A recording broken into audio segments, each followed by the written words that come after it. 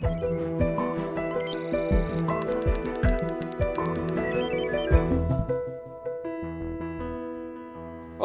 sejam todos muito bem-vindos ao programa Papo com os Autores. O tema do programa de hoje é a crise dos refugiados e o combate à xenofobia. Para falar sobre esse assunto, eu tenho ao meu lado Cassiana Pisaia. Tudo bem, Cassiana? Tudo bem, Fernando, como está? Muito bem-vinda ao nosso estúdio. Muito obrigada pelo convite. Obrigado, eu que agradeço. Cassiana Pisaia é escritora e jornalista formada pela Universidade Estadual de Londrina, no Paraná. Pela Editora do Brasil, publicou em coautoria com a psicóloga Rima Awada Zaha e a bibliotecária Rosi Vilas Boas, a coleção Crianças na Rede, com temas relacionados às novas tecnologias. Sua nova coleção, Mundo Sem Fronteiras, aborda, através da ficção, as migrações mais recentes de estrangeiros para o Brasil, sob o ponto de vista das crianças. Laila, a Menina Síria, o primeiro livro desta coleção, recebeu o selo altamente recomendável pela Fundação Nacional do Livro Infantil e Juvenil. Foi selecionado também para o PNLD, o Programa Nacional do Livro Didático. Cassiana, por que um mundo tão globalizado, os migrantes ainda sofrem com xenofobia e preconceito? Para começar, obrigada pelo convite. Imagina, muito bom dia. Existem vários fatores, mas um dos principais seria, na minha opinião, a falta de informação, a desinformação.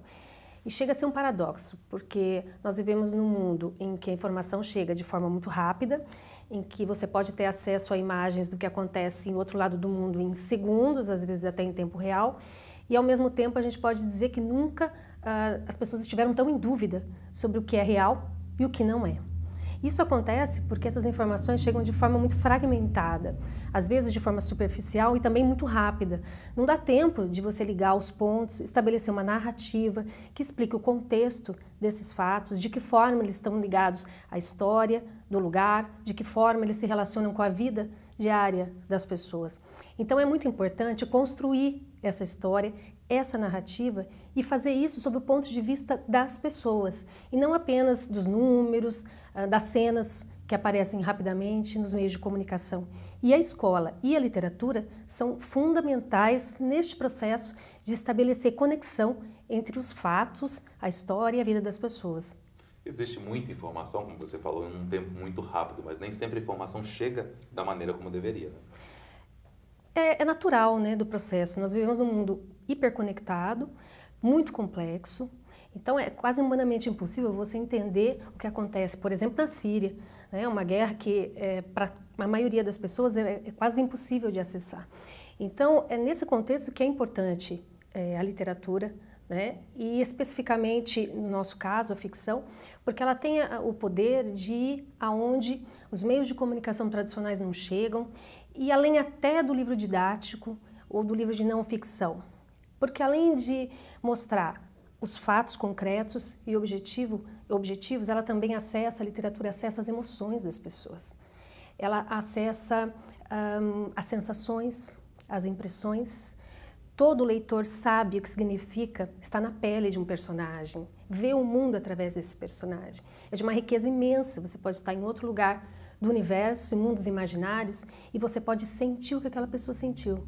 E a partir dessa compreensão, que é uma compreensão não só intelectual, mas também uma compreensão de coração e de alma, você abre caminho para empatia. E a empatia que pode despertar a solidariedade, que a gente precisa tanto hoje. E essa empatia nessa fase da adolescência, dos jovens, é super importante, né? Por que é tão importante tratar desse tema com os jovens e adolescentes? Porque a gente precisa educar para a solidariedade, para a cidadania e para a solidariedade, não só crianças e jovens. Todos nós estamos aprendendo o tempo todo, mas essa é uma fase muito importante, é uma fase crucial.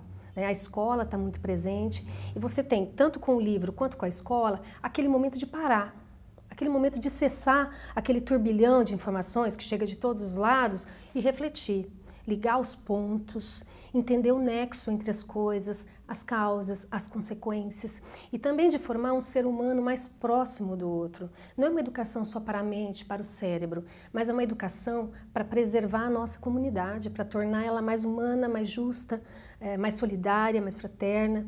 Então, é fundamental que nessa fase você tenha um trabalho mais aprofundado. E foi por isso que a gente criou essa coleção, né, que é a coleção Mundo Sem Fronteiras, que mostra a história de crianças de vários países do mundo, com histórias completamente diferentes das nossas crianças aqui, para aproximá-las dessa realidade. Ainda mais nesse período, né, onde existe uma migração, uma imigração muito grande. As pessoas estão saindo dos seus países, indo para outros países ao lado, ou às vezes muito distantes, para fugir de realidades muito difíceis. Né?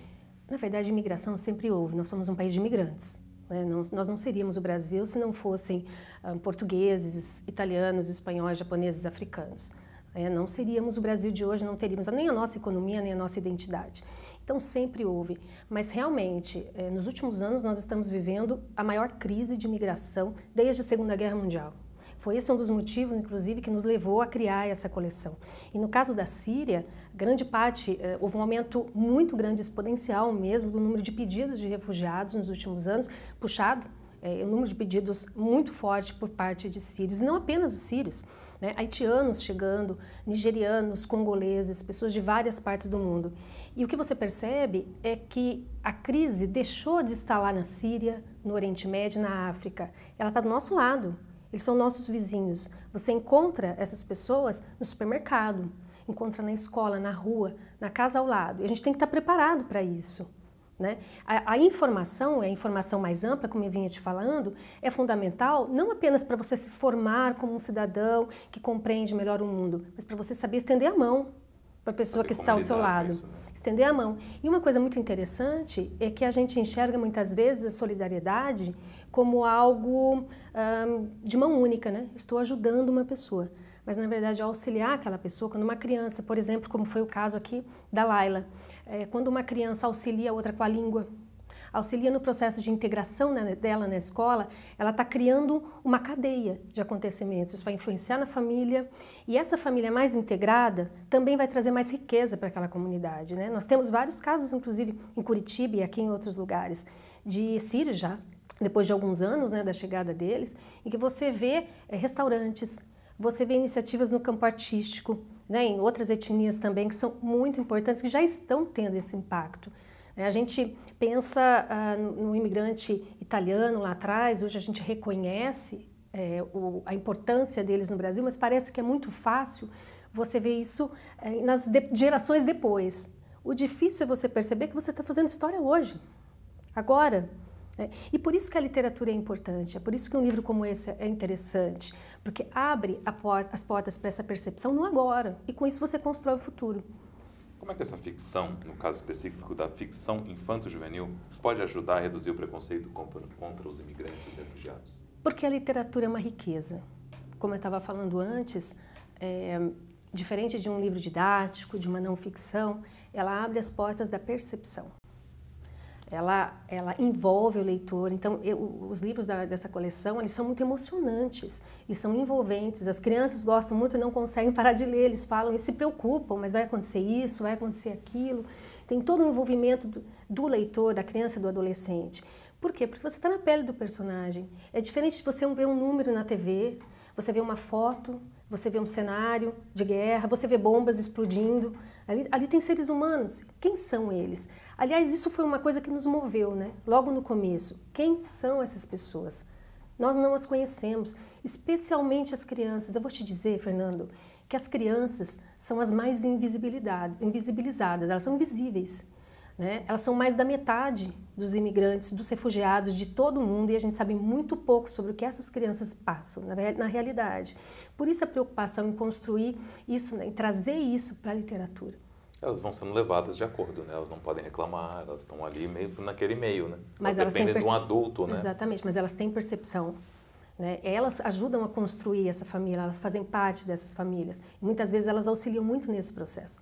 E é por isso que é importante que as nossas crianças aprendam sobre as crianças refugiadas, as crianças de outros países imigrantes, para compreender e para facilitar todo esse processo de integração. Você pode contar um pouquinho da história da Laila, sem revelar muito do livro, que eu já fiquei curioso. Já, né? Então, a Laila, como né, o título do livro diz, é uma menina síria que nasceu em Alepo. Alepo é uma cidade grande no norte da Síria, seria o equivalente aqui no Brasil a São Paulo, né? E é uma cidade de 7.000 anos, só isso já mostra um pouco do que é o caldo cultural, né? Por Alepo passaram grandes civilizações do mundo antigo, passaram assírios, gregos, romanos, persas, romanos, turcos, árabes. É um país de maioria muçulmana, que também tem uma comunidade cristã muito forte, muito antiga, e tudo isso está dentro do livro, né? Ele faz parte de um pano de fundo muito complexo, muito bacana, porque você sente os cheiros do mercado, né? Vou te deixar curioso. O mercado, inclusive o souk, que é um mercado tradicional árabe, é um dos locais onde a Laila circula, onde ela passeia. Então, os cheiros, a comida deles, que isso é muito importante, porque a vida das pessoas é feita de sensações, do que a gente come, onde as crianças brincam, né? Dos amigos, onde a gente encontra os amigos, a vida é feita disso. E isso está dentro do Laila, isso é uma delícia. A gente fez uma pesquisa grande nessa direção e é isso que dá um caldo ali. Mas falando da história, ela mora nessa cidade, em Alepo, até que ela vê aos poucos aquele mundo que ela conhecia desmoronar. E quando ela percebe, a cidade já está dividida entre as forças, o exército e grupos rebeldes armados, e ela tem que viver, ela e a família, nessa cidade ocupada, né, sob fogo cruzado, em que tudo começa a faltar, luz elétrica, gás, alimentação. Ela vê os amigos tendo que fugir, cada um seguindo uma rota diferente. Isso é interessante porque o livro abre uma perspectiva para várias regiões do mundo, até que ela tem que fugir, ela vai para o deserto, ela passa por regiões, por exemplo, dominadas pelo Estado Islâmico, que estava naquela região, e todos os desafios que os refugiados enfrentam nessa jornada e depois também para a reconstrução das suas vidas. O resto você vai ter que ler, vocês vão ter que ler o livro para saber. Como é que foi essa pesquisa, Cassiana? Como é que você começou essa pesquisa para chegar até esse livro? Olha, foi muita pesquisa. E a pesquisa se resolveu em duas direções, né? Uma delas bem convencional, nos livros, nos meios de comunicação, vídeos, jornais, para a gente estabelecer com precisão aquele pano de fundo histórico e factual que cercou a história. Houve um cuidado muito grande com cada detalhe. Eu vou te dar um exemplo, A Laila mora num bairro que chama Salahaddin, que não foi escolhido por acaso. Esse bairro foi escolhido porque ele é no centro da cidade e perto dali foi onde ocorreu a divisão da cidade entre os dois grupos. Então muita coisa acontece ali e consequentemente ela vivencia isso muito de perto. Mas para isso a gente teve que conhecer muito bem a cidade, saber que bairro é esse, o que aconteceu ali, cada passo da guerra. A rota de fuga, por exemplo, as estradas durante muito tempo estiveram fechadas por um grupo armado ou outro. Então era importante saber por onde realmente os refugiados saíam. Não dava para você inventar uma rota, uma estrada inexistente, né? E essa estrada passava por regiões ocupadas pelo Estado Islâmico. Como é que era isso? Então isso foi uma pesquisa quase milimétrica mesmo, quase diária, muitas vezes, sobre o que estava acontecendo na Síria. E por outro lado, houve uma pesquisa humana mesmo, através de entrevistas e conversas com famílias de refugiados. E essa foi, eu vou te dizer, Fernando, uma parte crucial, também muito emocionante, me emociona até hoje, porque é muito difícil para eles. Ninguém sai da sua terra obrigado, porque essas pessoas saíram obrigadas, elas tinham uma vida, outras expectativas de futuro, outros planos. Ninguém sai feliz, né? E há muitas perdas. Pessoas que perderam gente da família, pessoas da família, perderam amigos, deixaram escola, faculdade, que viram pessoas morrerem. São histórias muito difíceis, muito complicadas, era difícil para elas nos contar. Eu sou profundamente grata, né? Sem essas pessoas que nos contaram, que nos abriram esse mundo tão difícil, seria muito difícil construir o olhar de Laila. Foi através desses relatos, né? Tinha dia que a gente chorava junto até, porque realmente é muito emocionante, mas foi fundamental, porque foram elas que fizeram a Laila existir, que deram um olhar de Laila para as coisas, que é um olhar não objetivo apenas, uma bomba caiu aqui e ali, mas como a gente percebe a realidade, porque você sabe muito bem que não a realidade ela não é única para todos nós. A forma como cada um percebe muda tudo, muda todo o processo. Então a forma da Laila perceber a guerra vem muito do olhar de cada uma dessas pessoas que nós ouvimos no processo. E eu realmente sou muito grata. O que mais te marcou? nessas entrevistas, nessas conversas, nesses relatos, das pessoas que sofreram tanto? Lógico que houve muitas mortes, né? Mães que perderam filhos, que desapareceram, né? Mães que até hoje não sabem onde é que os filhos estão, que eles foram recrutados à força e ela nunca mais viu. Mas o incrível é que são as pequenas coisas que me marcaram dessas conversas. Algumas entraram no livro de uma forma ou de outra. E uma, que eu vou te falar, que é uma coisa muito singela, mas que fala muito do olhar da criança, né? E o livro Laila é um olhar de uma criança, que é como uma pessoa me relatou como ela viu a guerra chegar em Alepo. Eles estavam na varanda, um dia de verão, como nós aqui com a família, comendo ali um tira-gosto, e de repente elas olham e vem uma luz brilhando no horizonte. E a primeira ideia que veio na cabeça não foi uma bomba, mesmo com o noticiário na TV, foi, nossa, está chegando uma tempestade, tem raios, né? E depois vinha o som, é o trovão. Foi a primeira percepção, eles não perceberam que era guerra. Isso nos faz pensar, a gente está aqui nesse momento, confortáveis, tranquilos, a gente nunca imagina. Assim como eles não, nós somos muito próximos nisso, o ser humano é muito próximo nisso. E ela só percebeu porque aquele som foi se aproximando, aquela luz foi se aproximando, até que chegou uma hora que não havia diferença entre o barulho e a luz. E era uma bomba já caindo ao lado. Mas a primeira sensação, a primeira impressão era de que não. Isso é uma tempestade, é um raio. Não pode ser. Nossa cidade é uma cidade grande, é forte, nós temos indústrias, escolas. Isso não vai acontecer aqui. E aconteceu. Alepo foi praticamente destruída. Então isso me marcou muito. Como tratar um tema como esse, tão delicado, tão complicado, num livro de ficção para jovens? Respeitando o olhar deles, profundamente. Não é fácil você ter o olhar de uma criança e de um jovem. Mas é o olhar, mas quando você não é fácil, é um desafio, mas quando você consegue fazer isso, tudo suaviza, porque o olhar da criança é muito amoroso. Ela tem um universo que são os amigos, os pais, que são a mediação entre o que acontece com ela e o mundo. Se isso funciona de uma maneira ou outra, ela também segue em frente. Então, o olhar da criança é muita esperança, tem muita esperança. Então isso me ajudou, é difícil, foi um grande desafio não sair, né, desse caminho, que é o caminho da narrativa mesmo, da ficção, né, da personagem, mas também foi uma maneira muito interessante de preservar a leveza, sabe? A leveza, a pureza, o primeiro olhar, como eu contei agora da luz, né, da bomba que se confundiu com outra coisa, preserva uma pureza que deixa mais leve todo aquele contexto de guerra, que é sim muito sofrido. O objetivo não é esconder, pelo contrário, o livro é muito realista, mas tem esse olhar da criança que é magnífico. O Papo com os Autores de hoje conversa com Cassiana Pisaia sobre o tema Crise dos Refugiados e o combate à xenofobia.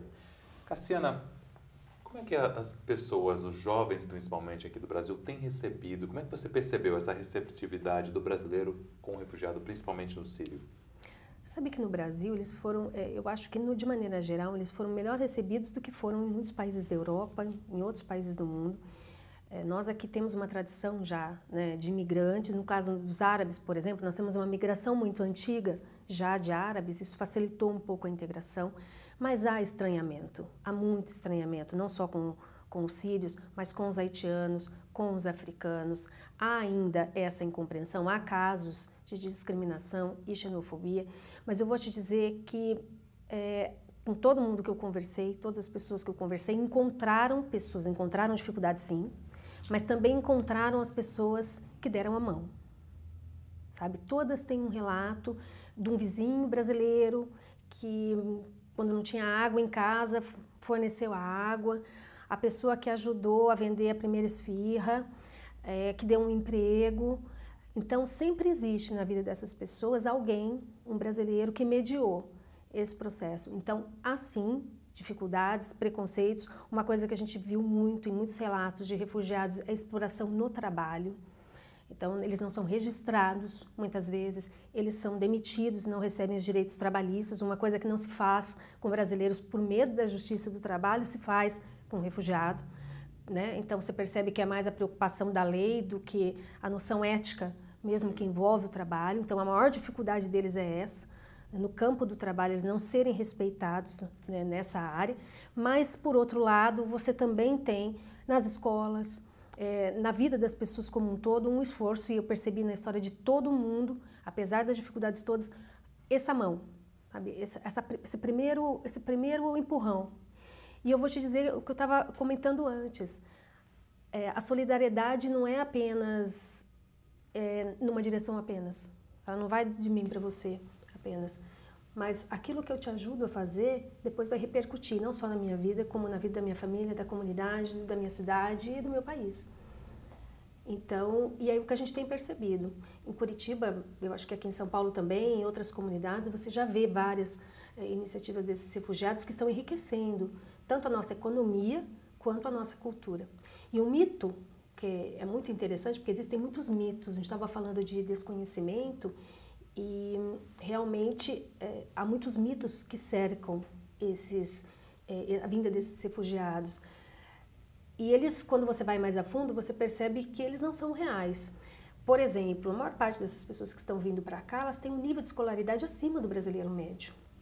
Então elas têm muito a contribuir com conhecimento, com experiência, com cultura, para a nossa própria comunidade. Então quando você percebe isso, você vê ainda mais a importância de você estender a mão, de ser solidário.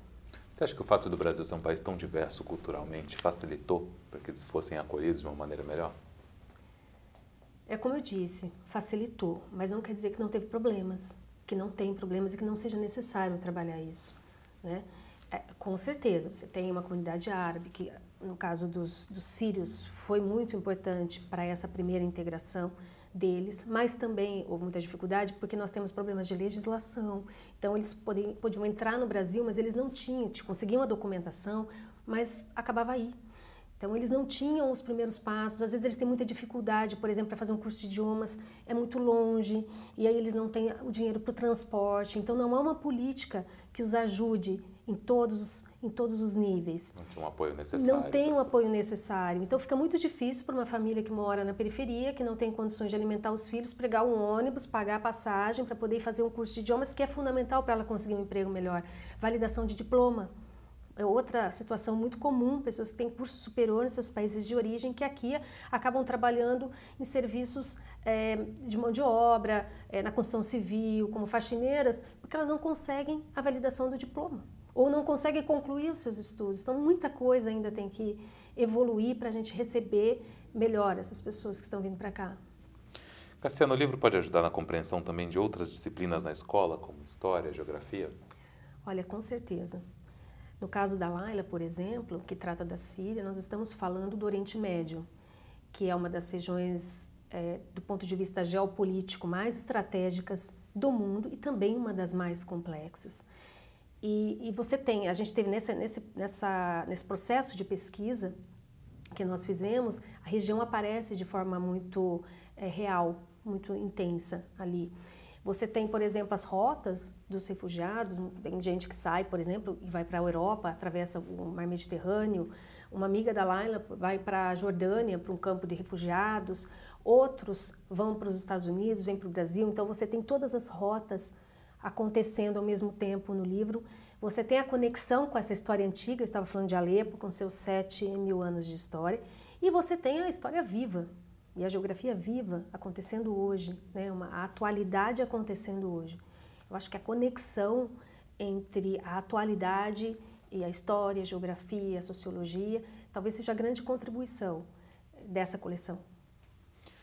Apesar de toda a contextualização histórica da guerra e a fuga da Síria, a história de Laila é tratada de forma muito sensível e às vezes até emocionante. Como foi misturar essas duas coisas?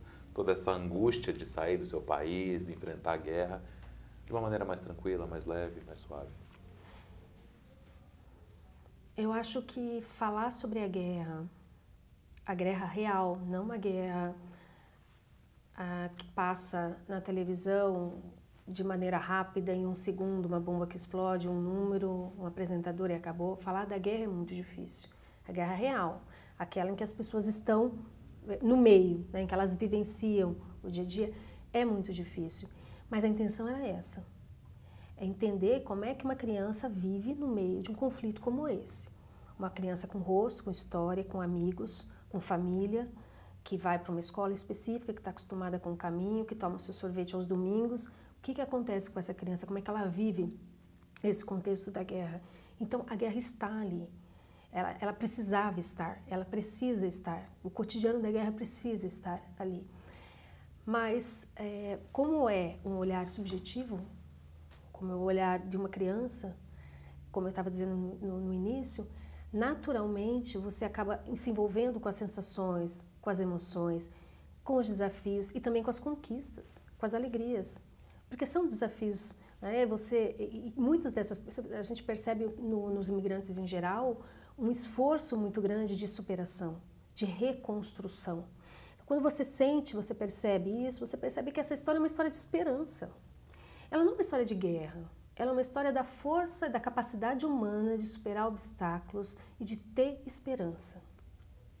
Essa é essa história, da força do amor, dos amigos, da família, da esperança e da força da solidariedade. Quando você une tudo isso, a guerra passa a ser um desafio, um problema gravíssimo, mas ela é parte de uma situação que pode ser resolvida quando você tem os outros elementos presentes. E aí facilita. É tudo muito intenso, né? Super intenso. Cassiana, o que você pode dizer para as pessoas que estão te assistindo sobre o livro e sobre essa realidade que hoje está muito próxima de todos nós, que é essa mudança por conta das guerras, das perseguições, dos problemas que os outros países têm tido aqui no Brasil? Como as pessoas devem se portar, na tua opinião? O que elas podem esperar do seu livro? Eu acho que a gente tem que ter um ponto de vista de que o mundo é globalizado não apenas para o que nos interessa. O mundo globalizou tudo, globalizou informações, globalizou oportunidades, os meios digitais, a internet, eles nos ampliaram a nossa capacidade de expressão, de criação, de transmissão de conhecimento, mas também nos trouxe problemas. E a gente não pode separar uma coisa da outra. Um mito também, a gente estava falando de mitos, é que eu não tenho nada a ver com isso. Eu não tenho nada a ver com o que acontece na Síria, no Congo, no Haiti. O que eu tenho a ver com isso? Eu tenho sim a ver com isso. Como eu estava dizendo, os sírios que foram bombardeados na Síria se tornaram meus vizinhos. Então o mundo se conectou de várias formas, né? Então é importante a gente aprender de maneira a gente parar um pouco o processo, que foi o que eu comentei no começo. As informações são importantes, elas chegam muito rápidas, mas é importante abrir um livro, sabe? Leiam, lá é uma delícia, foi muito bom escrever, foi um prazer, uma alegria.